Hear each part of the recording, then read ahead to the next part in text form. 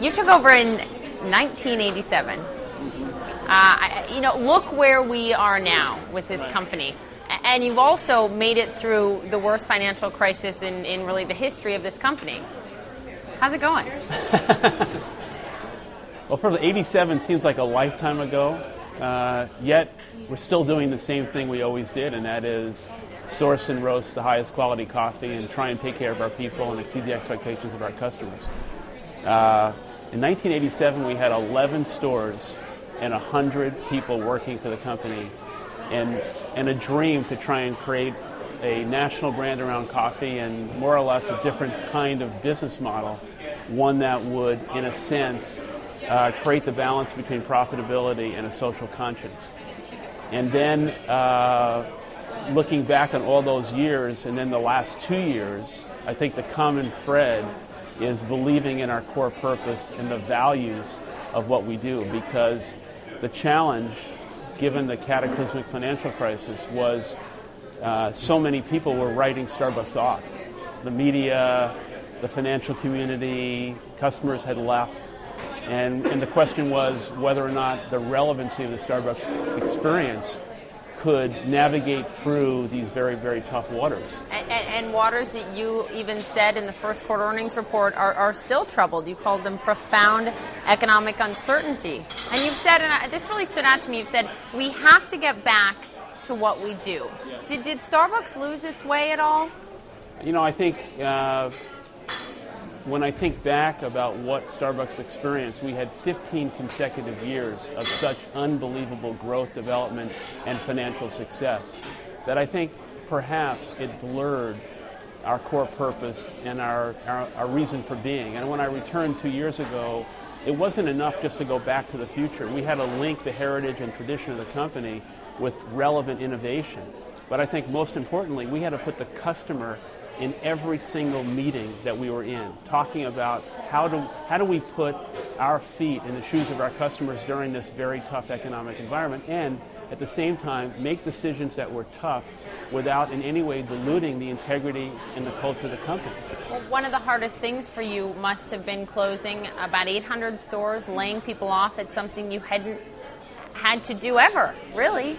No, I think listen, I think the truth of the matter is that almost every company, including your own, was facing a level of uncertainty and a financial crisis in which no one knew either how bad it was going to get, and we all had to make some very tough decisions. What I tried to do in every decision that we made, and the ones that were most emotional, is put our people first and foremost in how do we make these decisions in a way that would not in any way fracture the trust that we had built with 180,000 people. And I can give you a good example. At the height of the problem, my phone rang one day, and it was an institutional investor on the phone, a shareholder of Starbucks, and someone I've known for a long time. And he said to me, "Howard, this is the perfect time for you to eliminate the health care benefit for your people." Yeah, I mean, let's just tell our viewers, you give health care to anyone that works 20 hours or more here after 3 months of employment. Yes, and so if we look at that, it's almost a $300 million expense per year for Starbucks, and we've been doing that almost from the beginning. It would have been the easiest thing we could have possibly done, is to eliminate that benefit and take that $300 million. And believe me, we needed the money. And please your shareholders. But at the end of the day, we would have lost our soul. We would have lost the conscience of the company. And so that conversation was very short, because there was no way that we were going to forsake our people and make a short-term decision. And I think at the end of the day, what we proved throughout all of this process, we had record earnings last quarter, record earnings after 39 years, despite the economic environment, is that we were able to do both. Reinvent the Starbucks experience, reaffirm our coffee authority, and most importantly, put our people first. And I think at the end of the day, we did not want to win at the expense of our people. Can you take me back, Howard, to whatever moment it was, whether it was home with your family, whether it was at the office, a point in time during that difficult stage for Starbucks when something clicked in you and something changed? Either you knew you were going to be okay, or you thought, I need to change something now. Well, I returned back. I returned as CEO in January of '08, and when I came back, we had not yet seen the epicenter of the financial crisis. It was a few months later, and I think at that time the world was coming to an end. You remember what it was like? Yeah. And the thing that I held true is I always believed, maybe in a naive way, that we would be able to navigate through this. There wasn't one moment, but there was a situation or an event, and the event was what we did in New Orleans. So, do you know about that? Tell me about that. So, one of the first things that we did when I came back is that we created a conference for 10,000 Starbucks store managers. Oh, I know about this. Yeah, Okay. I mean, you closed all of these stores as well. You brought people. Yeah, that was a different event. That was a different time. I'll get back to that. Get back to that. So we took 10,000 store managers to New Orleans. Now, first off, why did we go to New Orleans? We could have gone to any municipality in America because no business was traveling. And we went to New Orleans because we felt we wanted to give back post-Katrina. So before we had our conference, Starbucks donated 50,000 hours of community service, 5 hours from every person who was there. Then we had our conference. And at that conference, it was a galvanizing moment where I asked everyone, first and foremost, to understand that Howard Schultz can't do this alone, that we have to renew our level of personal responsibility and accountability, and everyone needed to understand that in order to resurrect the company, that everyone needed to take this personally. 10,000 people came out of that conference so highly motivated, with a renewed level of purpose, conviction, and common understanding about what it was going to take. That was the moment. Now, in addition to that, I did close the stores. Yeah. And That was a risky move. People thought I was crazy. We closed the stores for 3 hours. And the reason I did that is I thought we needed to renew the level of training around making espresso beverages in a way that harkened back to our heritage, and that is quality first, not speed, not efficiency, but most importantly, the art of making espresso one cup at a time. Well, this goes back to the beginning of your time at the company, right? Your trip to Italy, is that right? And saying, oh my goodness, we have to change the way we serve coffee in this country. Well, that goes back to 1982 when I took my first trip to Italy, and I saw the sense of community, the romance of espresso, and I thought that Starbucks had an opportunity to create a place in America, a place between home and work, the third place that in a sense could be like the English pub.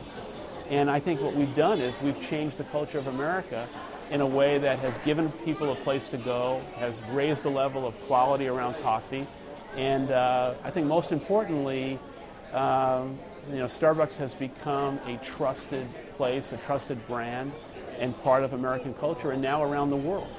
One of the things that you have said before, you said that growth can sometimes cover up mistakes. That's true. We've seen it happen with a number of companies, some in the headlines right now under fire for expanding too rapidly at the expense of their customers. When did you notice that could be the case with Starbucks? How are you reining it in? Well, I think when I came back, it was on the heels of a very infamous memo that I wrote, which was an internal memo that somehow got out. And what I said to our people was that I thought that we had lost the balance between growth and development and the commitment to quality. And I just thought we were out of whack. And I think growth does cover up mistakes sometimes. And most companies tend to look forward and never in the rearview mirror. And I think we're at our best when we're looking at both. And when I came back, I just thought we needed to press the pause button, slow down the growth, and get back to what we do best. And what we do best is not rocket science. It is creating an emotional connection with our customers based on the trust and confidence that we have with our people. So Howard, what are you doing about the customers? And this is no new criticism for you to hear. It's customers that say it's too corporate, it's elitist, you hate this one, $4 a cup of coffee. Yeah. And how much is it? They're $1.50 for a cup of coffee for some of them here. I know, but you get that criticism. Yeah. So what are you doing to get those consumers in here, to change their perception? Well, I think one of the the great revelations of the last year is that the qualitative scores based on our own research in terms of perception of value, quality, experience, and all the things around the equity of the brand have gone up significantly. Now, we've done a lot to be able to move that. What we've done is, first off, we've created a fantastic rewards program for our customers around Starbucks cards and real value. All about loyalty. Yes, and so rewarding our most frequent customers. We've created Pike Place Roast at an everyday value of $1.50. So, of course, people want to take shots at Starbucks and say it's ubiquitous and it's corporate and all these things, but let's talk about the facts. The facts are that we are more locally relevant than ever before in terms of our relationship to the communities that we serve.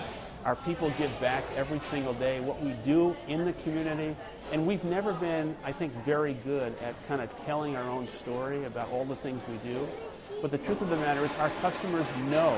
They know we provide health care for our people. They know we're giving back to the local church or the local PTA.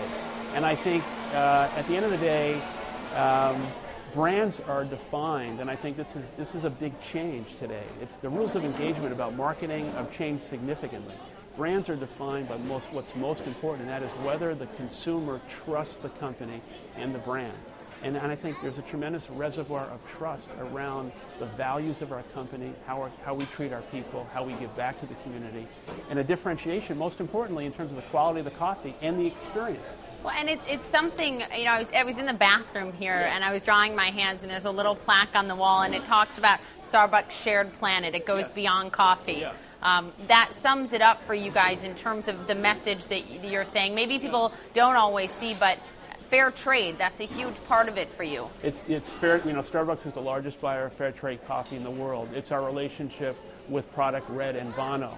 We were in Rwanda recently and saw You've firsthand. been to Rwanda a number of times. I have, 3 times in the last 5 years, and seen firsthand both the plight of people who have been left behind in the world and the unbelievable Starbucks effect of the positive change that we're making in places that have never seen the kind of commerce that we can create. But I think companies today, making a profit is a very shallow goal if that's all you're going to go after. And I think great companies that are going to endure in our society are going to be able to make a profit, do good, and most importantly, share their success with their people and the communities they serve. So in terms of fair trade for you, why does fair trade, and you take it one step further with Shared Planet, but why does that make business sense as well? Because in the end, it has to make sense on both ends. Yeah, well, it makes business sense on a number of levels. First off, we want to do everything we can to ensure the fact that the farmers who are growing our coffee and picking our coffee are getting a fair price and a premium as often as possible. In addition to that, our customers, when they see the fair trade sub-brand inside Starbucks, it's a validation from an outside source, not ourselves, telling our customers what Starbucks is doing. So they say to you, we buy this even if it's more expensive than the competitors because of fair trade? Yes, and I think the consumer today wants to support those companies who have like-minded values of their own. Does fair trade as it stands now go far enough? Because I know Starbucks' initiative by 2015 is rather aggressive. Does that indicate that the fair trade guidelines outstanding right now don't go far enough? One of the complexities of fair trade is that even though we are the largest buyer of fair trade coffee in the world, we can't find enough fair trade coffee that is consistent with the quality that we need. So by 2015, we're hoping that we broaden comprehensively fair trade's reach. And we're working in very close partnership with them to do this in a way that gives us both a win-win by 2015. So you got to take it even further. Yes. I mean, there's no finish line here. There's no finish line on fair trade. Did you guess my next question? Is there No. a finish line? Oh, no. Do you want to see it? It really? Is there a finish line for Starbucks when it comes to this? No, there's no finish line. I think we've got to continue to push the envelope and push for self-renewal and reinvention, not only with regard to fair trade and the things we're doing on the soft side of the business, but relevant innovation for our customers. As an example, Starbucks Via is something that we've done this year that I think demonstrates instant coffee. Yes, that demonstrates the level of innovation and the courage of the company. This is a category that has had no innovation for 50 years, and who would have thought instant coffee? And when everyone and the media jumped on that and said Starbucks must be desperate, and I kind of love that because people, they didn't understand that what we were doing is reinventing the entire coffee category. And we spoke the day that you announced. That's right. I was with you that day. In the studio. What are the results showing you so far? I see it for sale right there behind you. Via has exceeded expectations inside Starbucks stores since launch. We'll have 30,000 points of distribution in every grocery store in North America within 60 days. We just launched it successfully, and I was there in London last week. And we're 3 weeks away of launching Starbucks Via in Japan. I should mention that $20 billion of the $21 billion instant coffee category is outside of the U.S. But was it a hard decision for you, Howard, honestly, sitting down and saying people are going to pay my company a lot less for a product that I say is equally as good? No, because what we want to do is we want to provide Starbucks coffee wherever our customers are, inside or outside of our stores. The litmus test for me was whether or not it would pass the taste test. And the proof of everything we've ever done has to be in the cup. And if you and I tasted Starbucks Via against Starbucks brewed coffee, I promise you couldn't tell the difference. That was the test. And I think the way customers are using Via and how great it is in terms of changing customer behavior, they can take it on the go, on an airplane, in an office, all good. You know, this morning we started at the Roy Street Coffee and Tea. We visited one of the concept stores that Starbucks has. I was talking to customers. I was talking to baristas.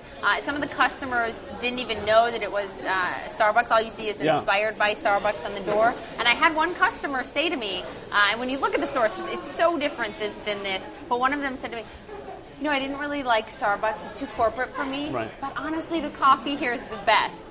And so they liked that it wasn't the typical Starbucks. Yeah. Well, I think as we continue to grow the company, I think one of the things that will surprise people in the future who have been saying maybe Starbucks is getting close to saturation is that we've got multiple levels of growth in front of us, and one of the areas is segmentation of our stores, both in terms of design and format. Does that mean we're going to see more of those concept stores? I think you will, yes. Really? Yes. They are so different. They serve beer and wine, and they're open later. And I think customers are embracing it in a way that I think is very positive for us. So I'm very bullish on those concepts, and you'll see more of them, yes. So Starbucks is going to be changing possibly the way it looks and growing? I think what we want to do as a company is preserve the integrity of Starbucks' core business. But on the adjacencies, on the edges, we want to take risks, we want to have courage, we want to have some fun, and we want to surprise and delight our customers. And I think great retailers, great marketers continue to reinvent themselves, and that's what we want to continue to do.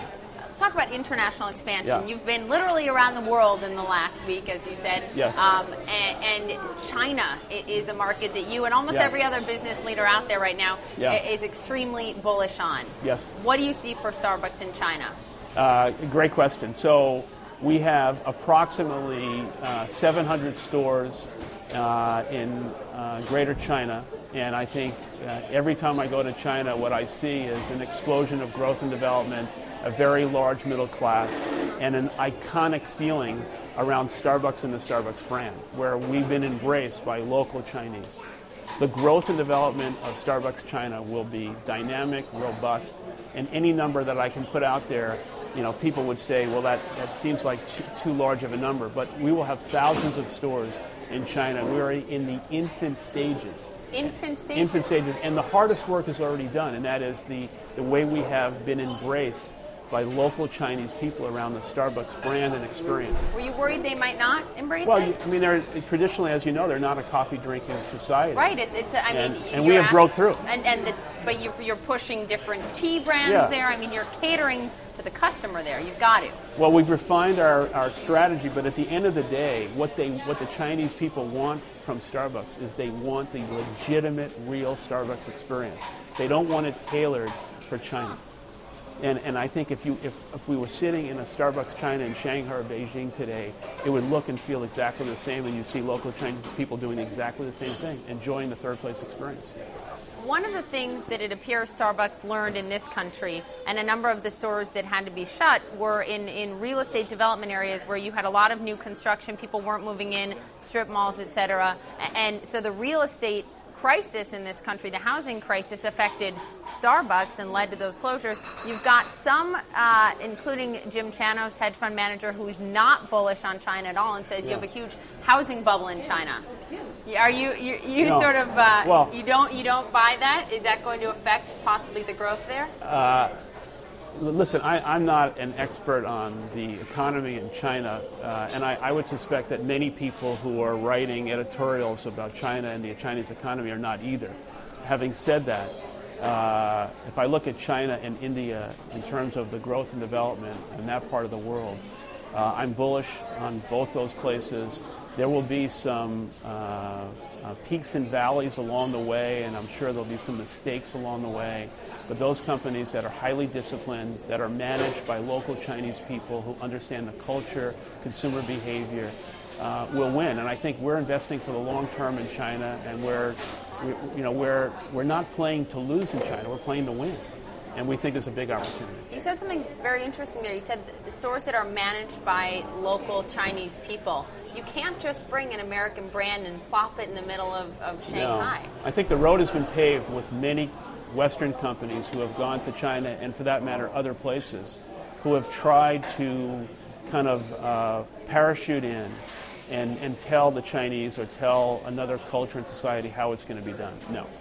We feel very strongly that we need a local Chinese management team, which we have, who can help guide the company and take the heritage and tradition and refine it for the Chinese culture. But I think we're in a very good place, and it's so early on, both for the growth and development of that society and our place in it. But Starbucks is going to play a big role from a retail standpoint and a cultural standpoint in, I think, succeeding in China in ways that I think will surprise people over years to come.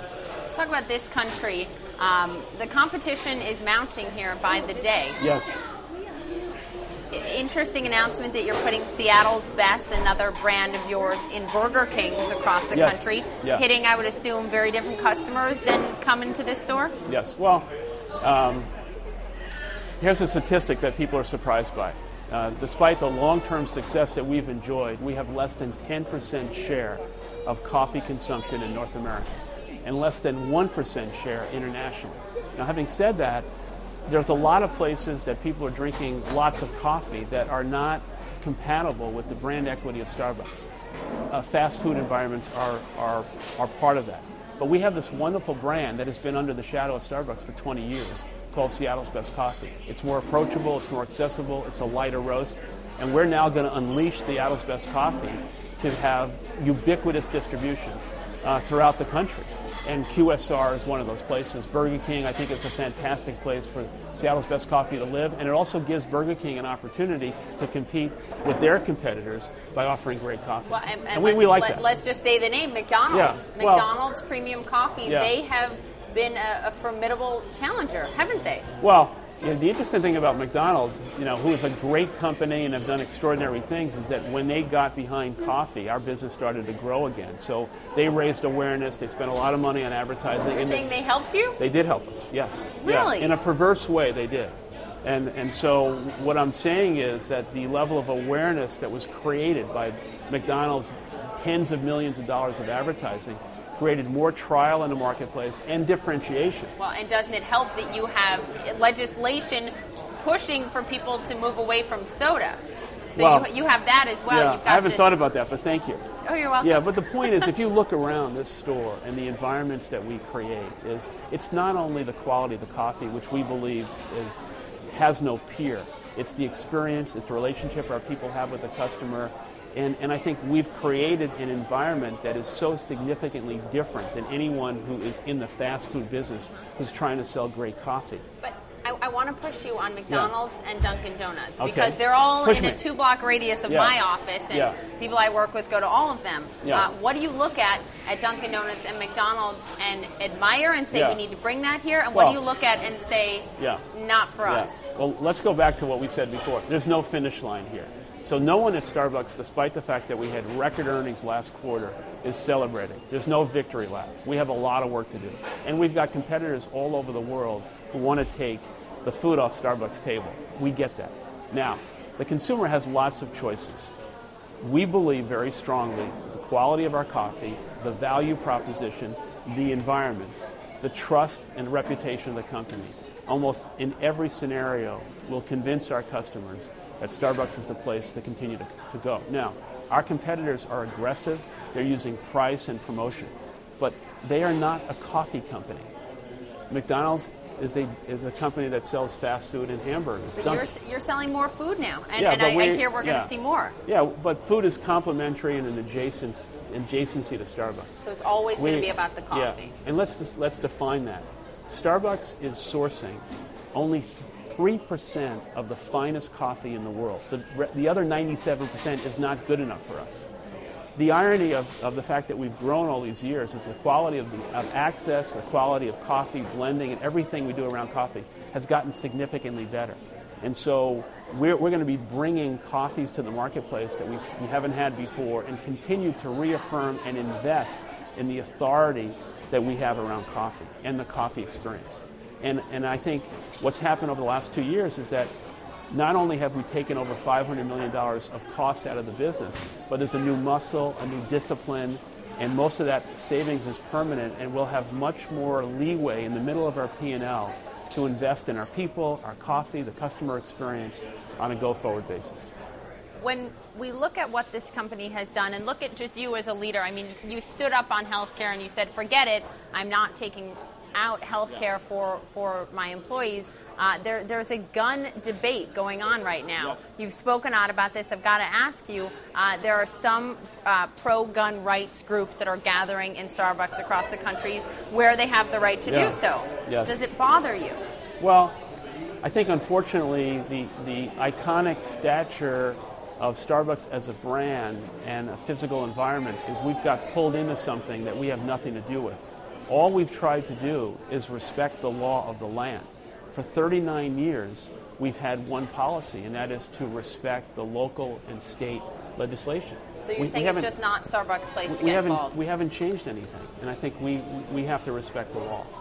And it's not Starbucks' place to get we don't think into so. the middle We don't of it? think so.